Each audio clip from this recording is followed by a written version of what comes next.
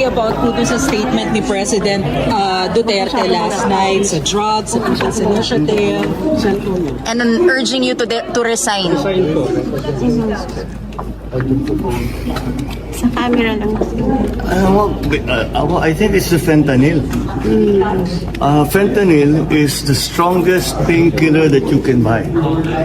It is highly addictive and it has a very serious side effects. And PRRD has been taking the drug for a very long time now. When was the last time he told us that he was taking fentanyl? Mga 5-6 years ago. Something like that. After 5-6 years, it has to affect yung kaya palagay ko kaya nagkakaganyan. So, you know, I hope his doctors take better care of him. Hindi pinapabayaan itong mga nagiging problema. But sir, can you categorically deny that you're involved in drugs para matapos lang yung... Okay na tayo. I won't even dignify Okay, myself. PIDEA report. Thank you. Thank you, sir. Thank you, Mr. President. Yung mga nadidinig galing sa Davao, sana naman hindi gano'n naman talaga ang sinasabi kaya hindi maganda at maunang-una labak yan sa usapan na yung nagkakaisa yung sa Pilipinas, yung Vice Presidente, tiga Davao, anak mo yan, Mr. Former President, Mayor Baste, kapatid mo yan.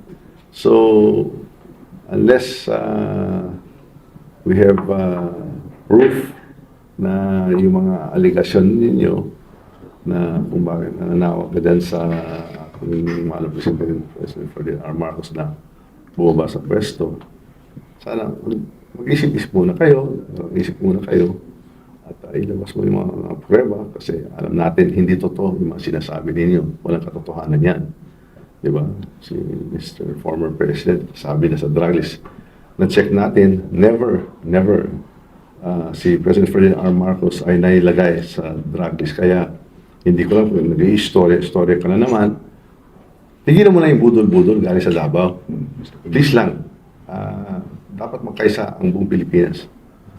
Baka meron kayong mga concerns or issues na kailangan iharap mo yung batas na baka na ilabag mo yung sa administrasyon mo. Pero tigilan mo na lang yan kasi yung Pilipinas nagtatrabaho ng maigi, nakikita ng buong mundo nakakaisa na ang Pilipinas. Kung kayo lang dyan sa Davao ay gumagawa na lang ng mga istorya. Uulitin ko, tigilan mo na yung budol-budol yun. Diba? Dapat seryoso na tayo. At igalang na lang natin ang ating presidente ng trabaho ng maigi, masipag siya at talagang tinatrabaho niya yung magandang buhay para sa mga Pilipino. Maraming salamat.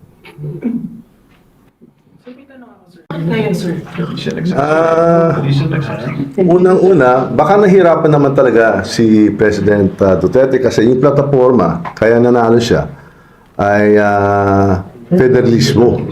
At yan, hindi lang yung amendment ng economic provisions. Ipagbabago yung buong sistema ng government. Mukhang hindi yan yung nakayanan. Ngayon na lang may nag-uunsad na magandang move for charter amendments. Baka nakikita niya na yung hindi niya magagawa, baka mangyari na ngayon. Kaya baka sinisiraan niya. Pero at the very least, yun ang sinasabi ko, baka binubudol-budol din tayo noon.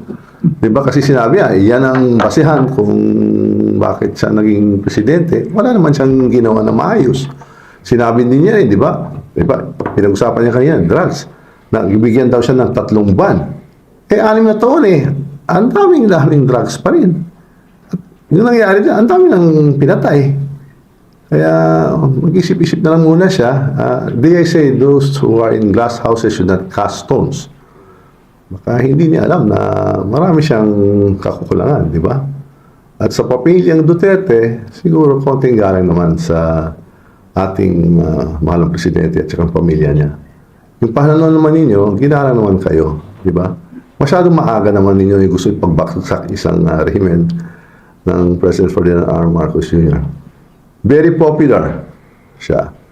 And he was elected with a bigger mandate than the former president. Kaya igalang naman natin yan.